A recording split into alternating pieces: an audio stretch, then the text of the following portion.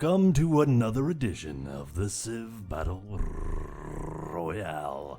My name is Dawkinzz, and this is episode 52, Singing the Blues. Puppets rise and fall as the powers that be pull the strings of the cylinder every which way. Starting on turn 901. Let's get right into this. Hello and welcome to the CBRX. I'm Shaggy, semi-controversial power ranker, resident Benin fan, and your narrator for the week. I'll save you my full CBR origin story, mid-Mark II hiatus, but I started power ranking this season and it's a ton of fun to make and I hope they're fun to read. Not fun for the Civs though. It's a cruel cylinder out there and things might get a little messy this part. The tenacity of the Iroquois defenses has inspired a lot of OC this week, but set on all sides, user Yampa's Darth Hiawatha isn't going down without a fight, and like Vader, it'll take more than one defeat to kill him. As is tradition, user Varia's map is a fantastic resource that answers my weekly question, just how tiny did Benin get? And it's also the closest we have to Civ 5's in-game turn-by-turn map on such a scale. Maybe some resourceful member of the sub will make a time-lapse when this is all over. We'll talk, Varia.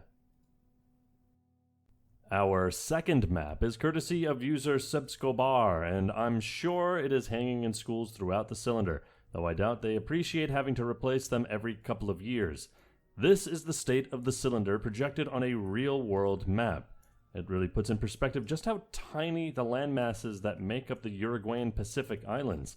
It also really makes Benin look like the eye of the storm at the middle point of three world powers of the old world. Last gratuitous Benin mention, I promise. Using my superpower, known as having access to the power ranking sheet, I am fairly confident that the Kazakhs have retained their top spot this week. And with almost as much production, used primarily to build hover tanks and nukes, as the other non-Iroquois superpowers put together, it isn't hard to see why. They are clearly the Civ to beat right now, or rather, stave off. Their tendrils reach to encircle the globe. The Kazakhs must first be stopped before they can be conquered. We pick up just about where we left off with a view of the newly Moorish land in South America. Barquisimeto has fallen and Porlamar had a Moorish XCOM unit dropped in from out of nowhere to capture the city.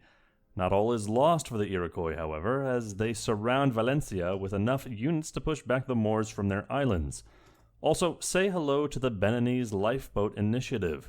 Their orders are to find any scrap of land to settle as a last resort should the worst happen to a battered Benin. Their best hope is an island getting nuked off the map, but unless Ciudad Guayana is armed to the teeth with nukes, there doesn't seem to be much hope of that happening here anytime soon. Perhaps they should try somewhere else.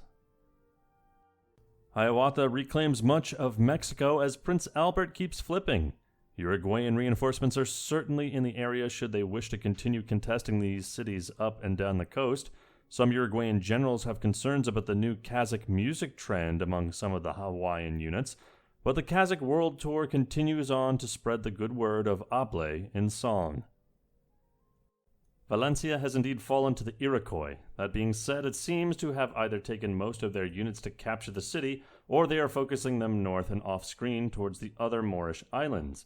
Either one of these sounds just fine and dandy to La Vieja as he marches mechanical and biological monstrosities over a more or less undefended Iroquois border.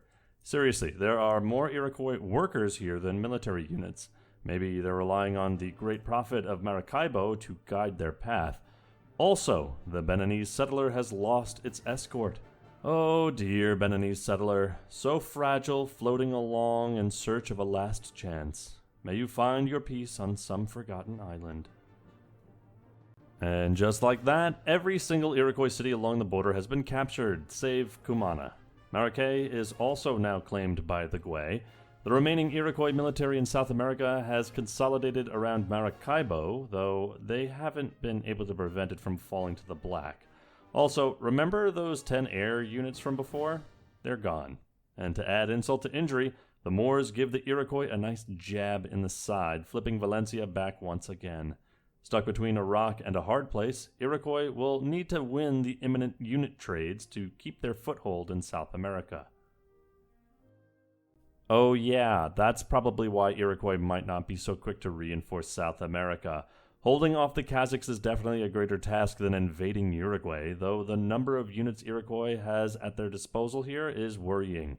Recapturing Battleford, Sevak, and Iosaijo is the step in the right direction, but so would annexing some of these cities so you can protect them properly.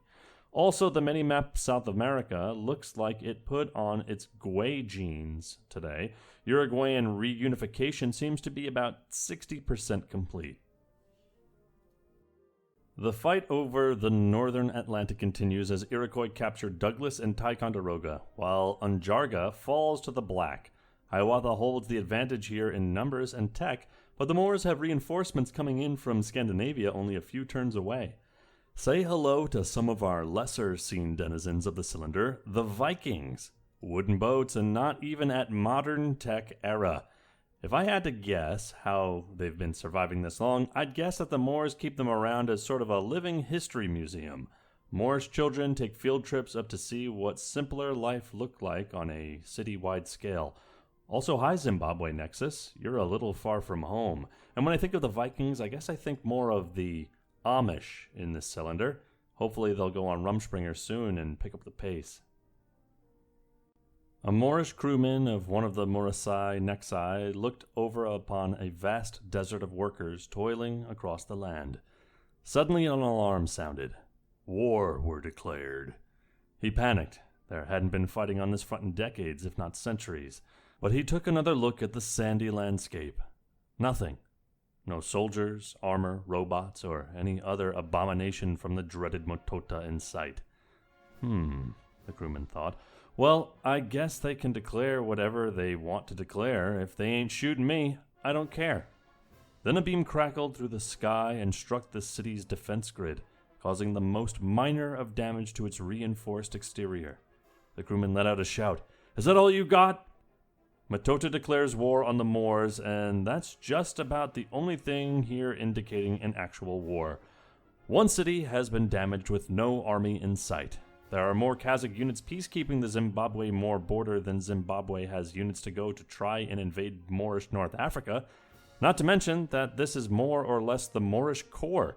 This isn't an easy fight for a well-organized army, and Motota's looks like they wouldn't be able to organize a bake sale. In this game of musical cities, Uruguay pushes up to recapture Cumana while the Moors trade Santa Teresa del Tuy for La Guera with the Iroquois. Lavalleja has held on to his reclaimed cities, and some appear to be healing. This may have something to do with all of those Iroquoisian Nexai that were in South America, either being moved or destroyed in the fighting. Seems as though Hiawatha has some trust issues, as many of the cities here are puppeted, much like those captured originally from Métis. This isn't helping his war efforts, as shipping units down to South America just adds to the logistical nightmare of fighting wars on all three of your borders. Ngombe Ilde and Manica have fallen to a very large Moorish navy for how far from home they are. Interestingly, Uruguayan Madagascar has proven to be a strategic benefit for the Moors, as it seems to be only allowing Zimbabwe to reinforce these islands by way of South Asia. I'm not sure how many of the coastal cities in that area are puppeted, but if they are more puppeted than not, it could spell trouble for Zimbabwe. Additionally, Oblate Khan's quest to map every single inch of ice on the cylinder continues as the Kazakh hover tank Antarctic Exploration Corps, commonly known as CAKE, combs the southern rim of the cylinder. Though he may have finished the tech tree, it seems Oblate still has questions about the geometry of his world. Does anyone else have an issue where Nexai and Citadels just look really similar when there are a lot of them on one slide?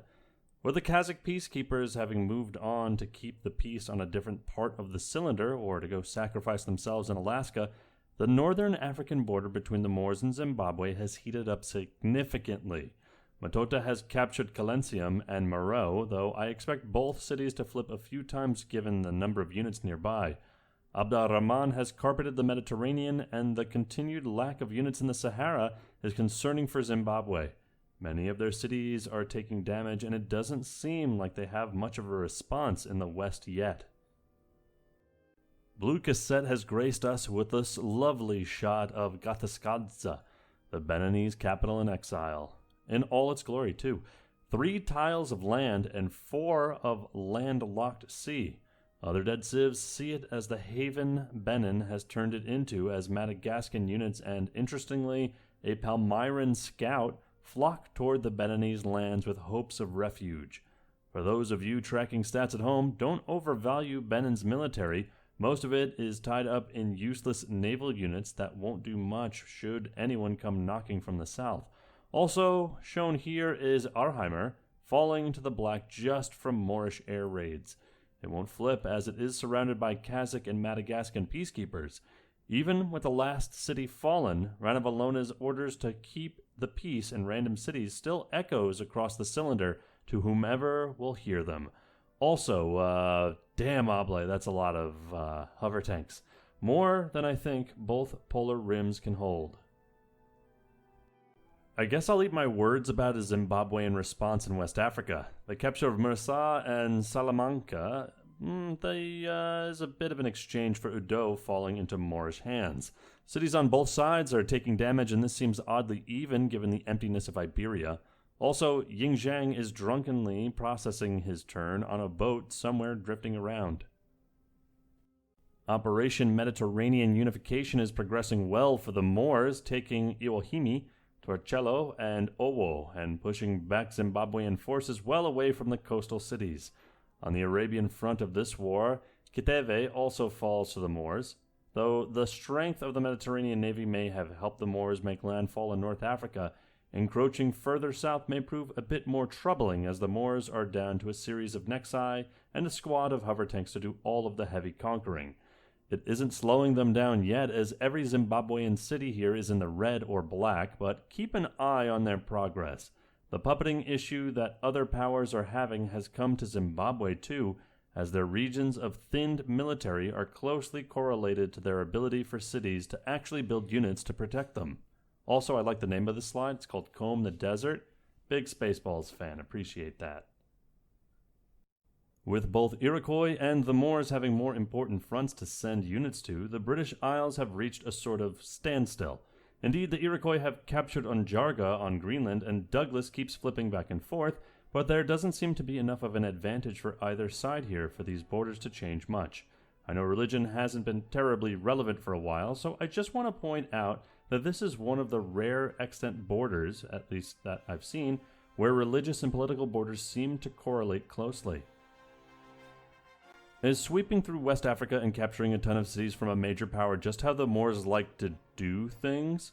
In a move that might remind pre-endgame viewers of the collapse of Songhai, the Moors have captured the vast majority of West Africa, with 6 city captures that I can count. Those Nexi are working just fine, Abdurrahman.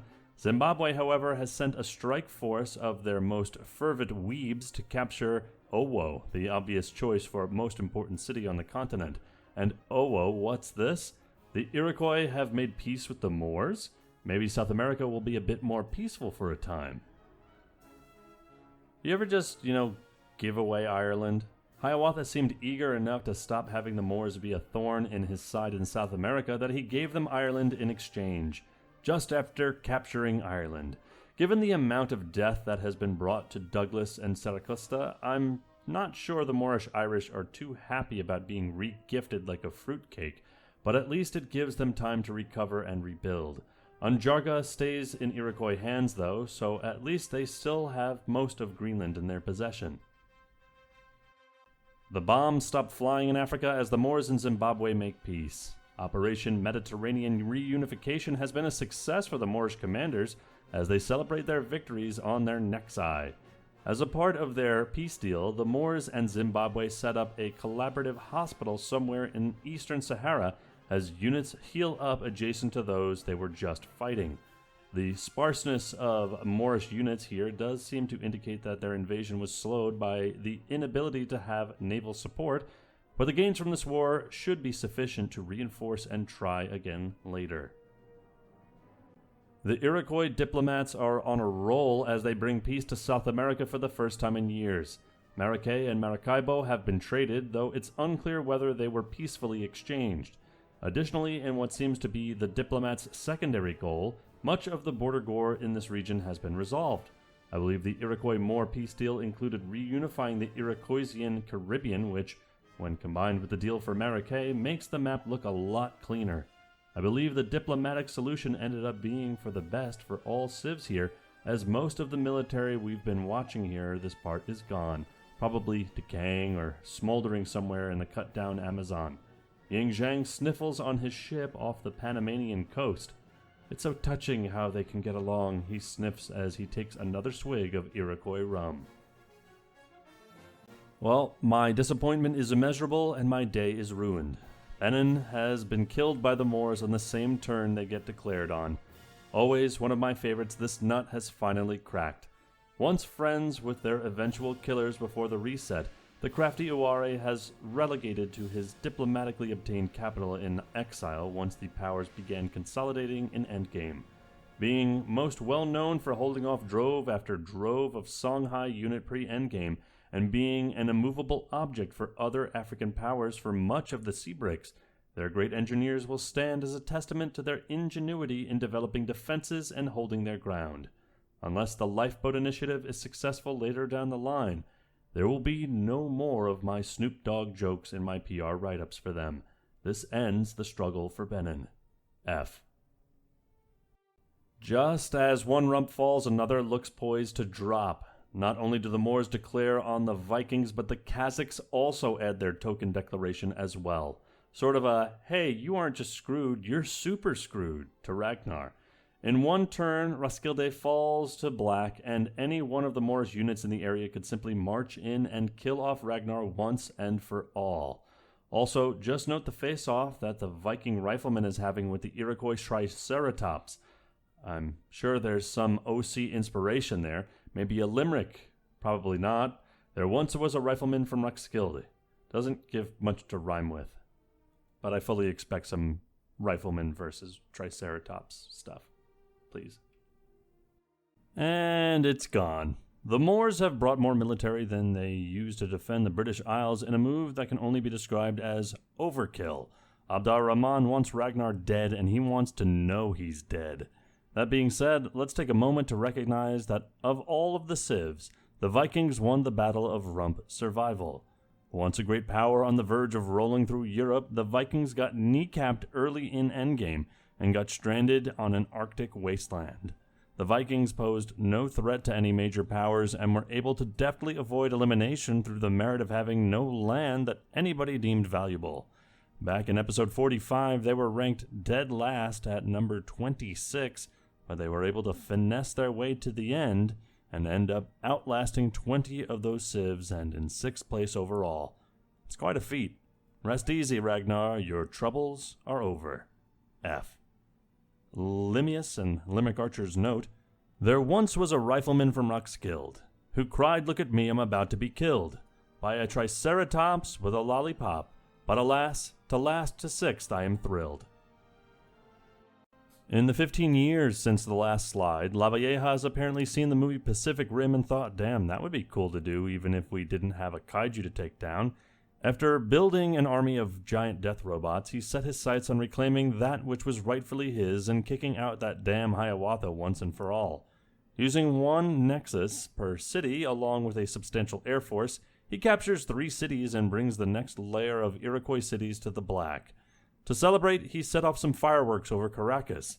Ying Zhang and the rest of the crew aboard on the perpetual Panamanian Passage applaud from a distance. Unfortunately, all of the cities that Uruguay took in their initial push are reconquered by Iroquois, and they also take Santa Lucia to try to assert their dominance in South America. Hiawatha isn't just going to roll over and die here. Also, Lavalleja learns a valuable lesson in war. Just because you saw it in a movie doesn't mean it will work on the battlefield. Almost all of the Uruguayan giant death robots are gone. Maybe they sank into the sea. Iroquois take most of Hawaii, but the 2 Uruguayan nexi in the area will make it difficult to hold the islands for long. In fact, if you count air units, Zimbabwe has more military on this slide than Iroquois. That's a pretty empty chunk of land there, Hiawatha. Maybe annex some cities. If you can't take them from Uruguay, try taking them from the Iroquois.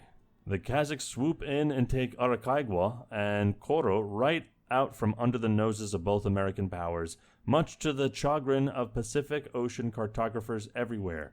The hover tank horde stationed on Japan vastly outnumbers any navy being fielded in this region of the Pacific. This is exactly what happens when you don't build units, Hiawatha. I never saw a peace deal between Iroquois and the Kazakhs, and this declaration from the Moors just 6 turns after the one with Uruguay makes this officially another dogpile-type war against the Iroquois. They just can't catch a break, can they? The Triceratops in Greenland seems to have been extincted in the Moorish capture of Lerida, but Hiawatha is sending a navy over from their court to avenge it.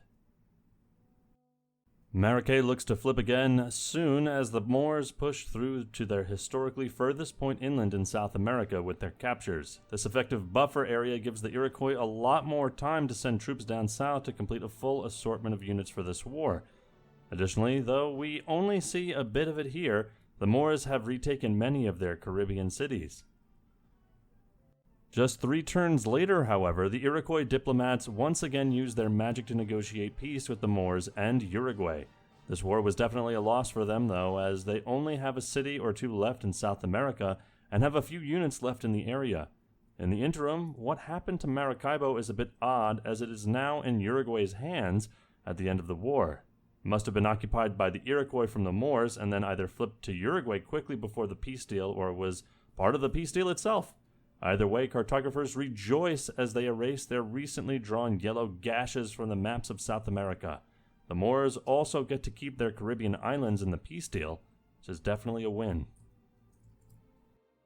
A pair of Uruguayan snipers were commended in the winter of 5386 as they stole away not 1 but 2 Moorish cities in North Africa, as La Valleja declared war against the Moors in that same January. This isn't the first time Uruguayan blue has been seen in Africa, but this is the most land they've had in Africa in Endgame. Given that most of the Moorish units in the area are naval, gives Uruguay a bit of breathing room in trying to hold these cities, but it's doubtful that this won't do much other than annoy Abd al-Rahman. Also of note is the number of Kazakh peacekeepers in Zimbabwe. If their strategy is to weaken Matota over time by reducing the number of units in his borders, it's working fine. But it might be Matota's laziness rather than any major peacekeeping work on the Kazakhs' part, doing most of the heavy lifting on that front. But here's the real meat of that declaration. Uruguay has pushed the Moors off of the South American mainland and out of the Caribbean. Once Uruguay can take Caracas from the Iroquois, Operation South American Reunification will be a complete success.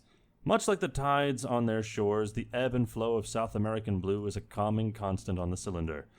Also, just a heads up, but Limius has told me that turns 972 to 988 got corrupted, so we'll be doing a little bit of time traveling here, and I'll be doing a bit of guesswork to see what's happened in our time in stasis. Well, that didn't seem very long. In our absence, the Moors seem to have retaken the South American coast from Valencia to Las Piedras, which has lost 14 pops in the process. Also, say hello to the Kazakh units playing I'm Not Touching You out in the 3 tiles of international waters in the Atlantic. Once again, the wars of South America have depleted the militaries of both sides, and once again, almost everything that isn't Uruguayan is puppeted.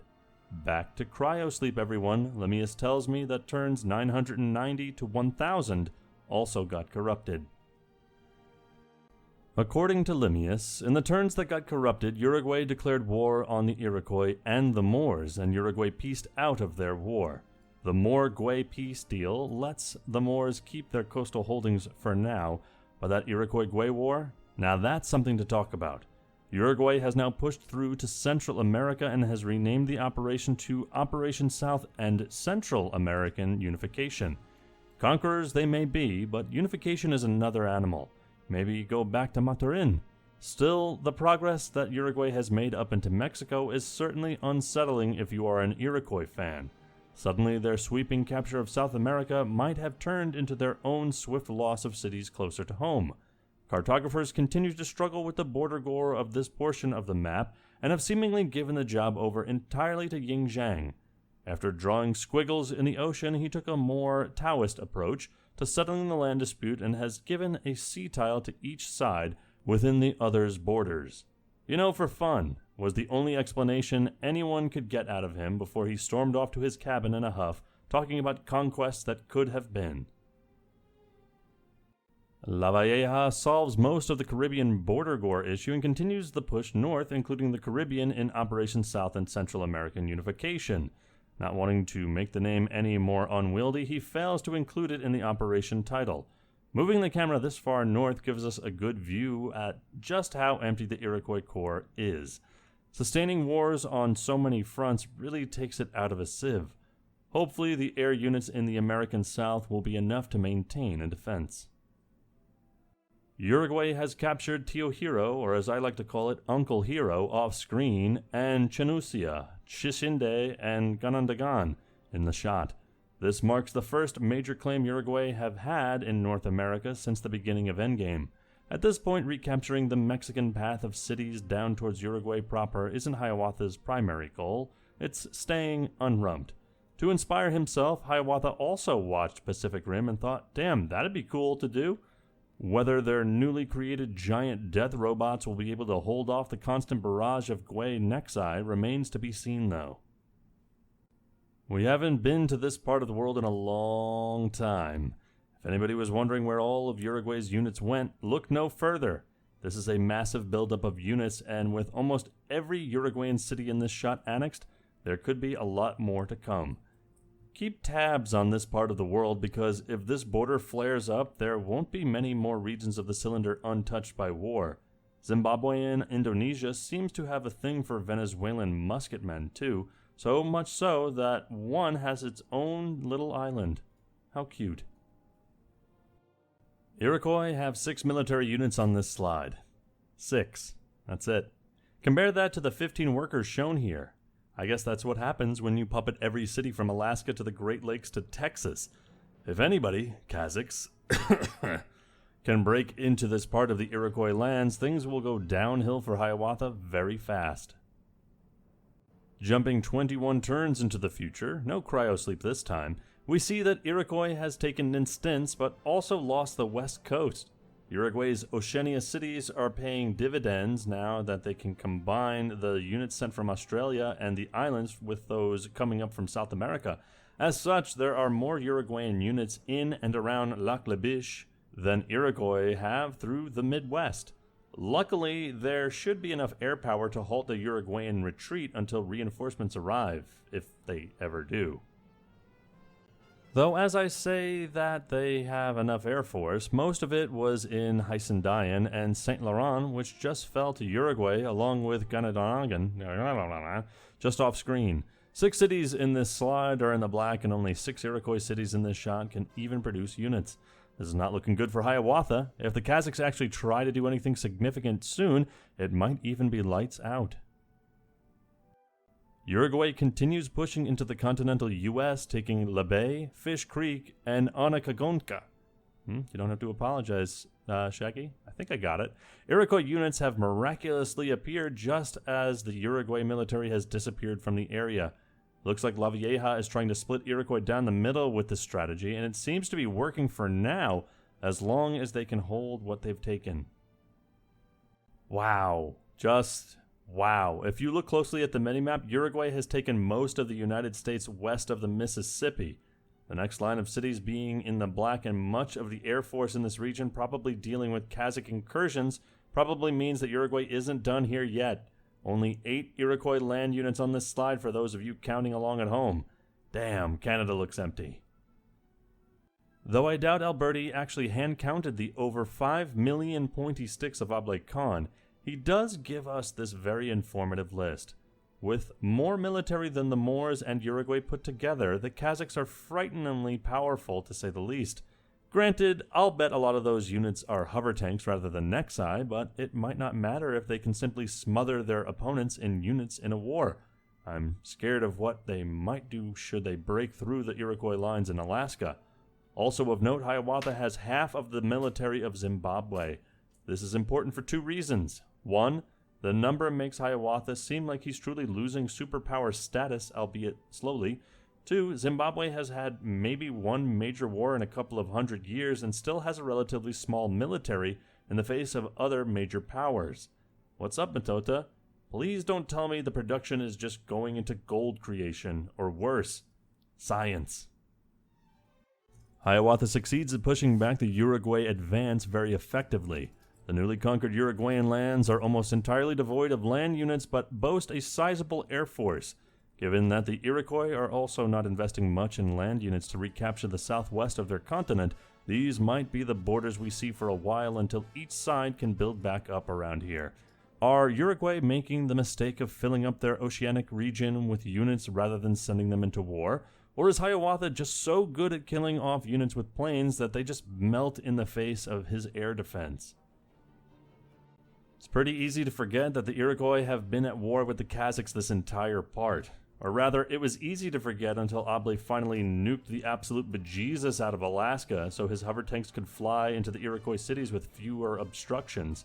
They definitely have a ways to go if they want to truly begin the North American leg of their conquests, but after a few hundred years, this is good news for the Kazakhs and bad news for the rest of the cylinder. Hiawatha continues his military build-up while continuing to push Uruguay back down to Mexico. Crazy how a few slides ago Lavalleja's troops were as far north as Pembina. Meanwhile, a glowing purple light hovers above the carnage. Ying Zhang's party flotilla gives the performance 3 out of 5 yings.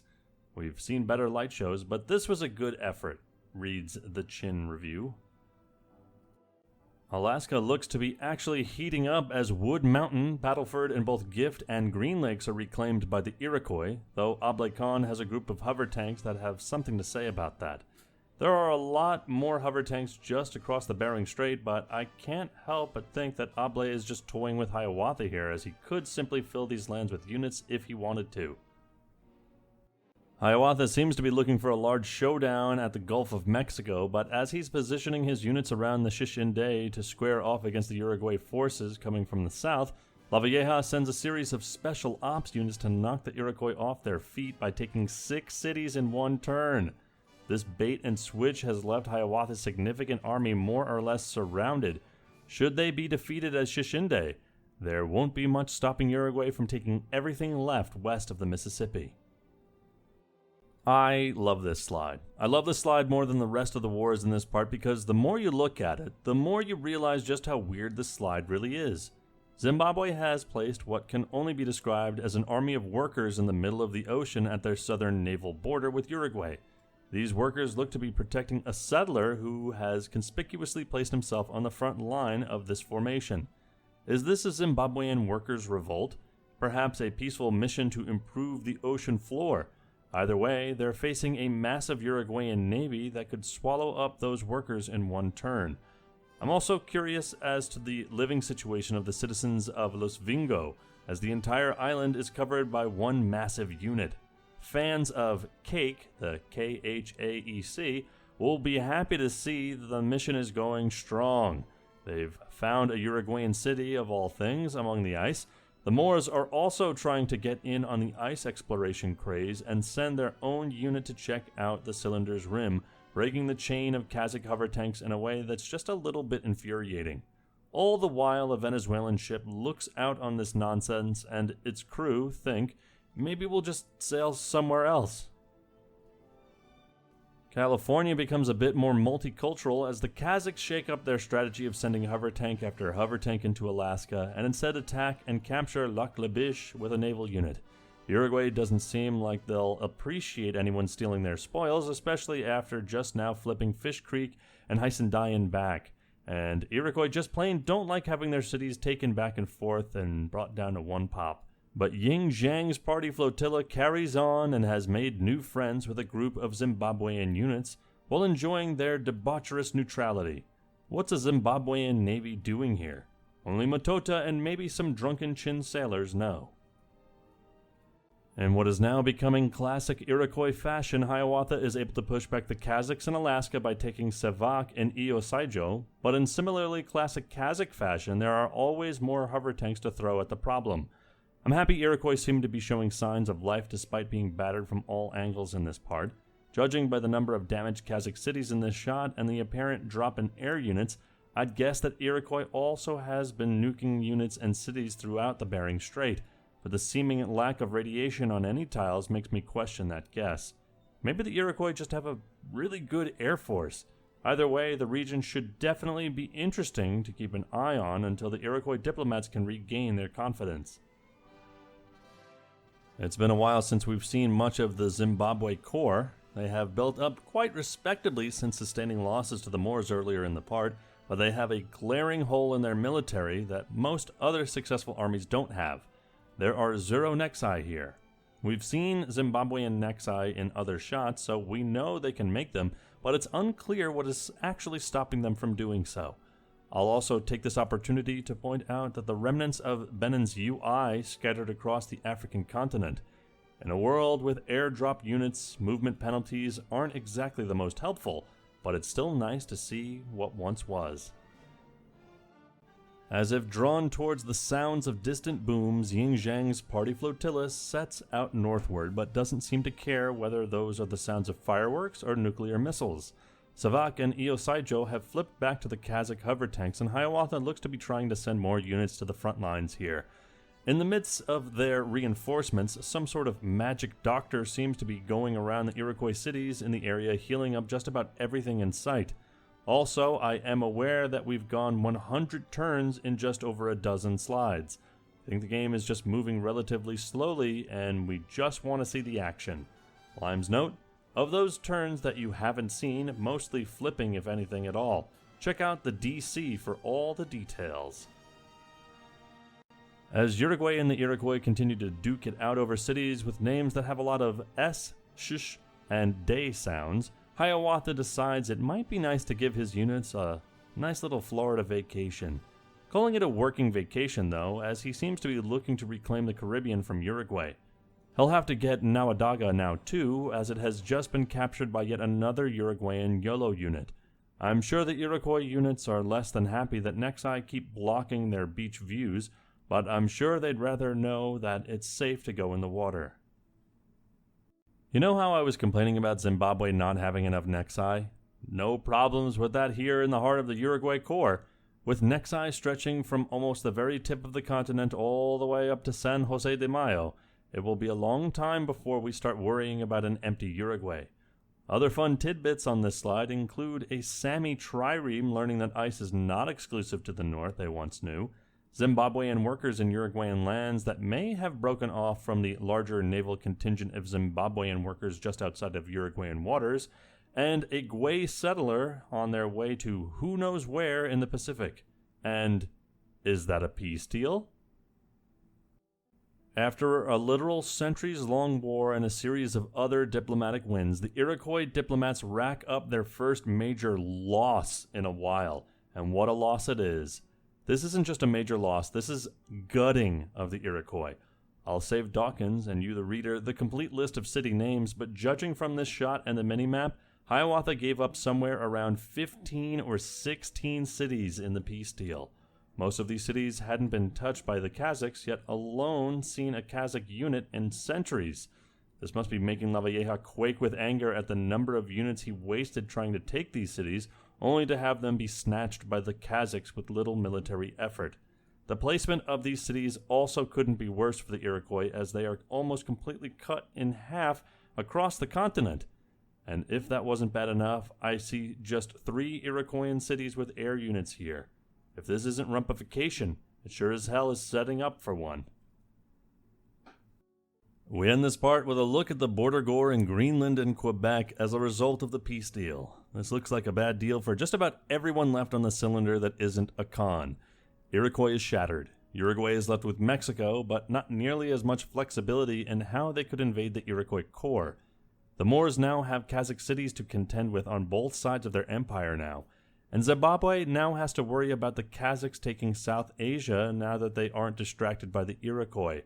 At least there are units to fight with here for the Iroquois. Maybe it'll be a bit more defensible. And that'll do it for this episode of CBRX Endgame. Once again, I'm Shaggy, and I really hope you liked this episode. I've been wanting to do one of these since reading through Mark II, and I hope it went well.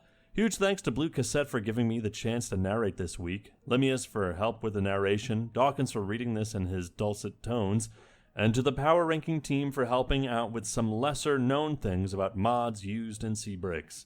Stay safe, stay healthy, and Black Lives Matter. Don't forget that. And with that episode, we'll end here. My name is Dawkinzz. Please like, subscribe, click my face as it appears probably right now. I'd really appreciate it. And if you have anything you'd like to say, put it in the comments. I'm happy to respond. And thanks a lot. And we'll see you next time.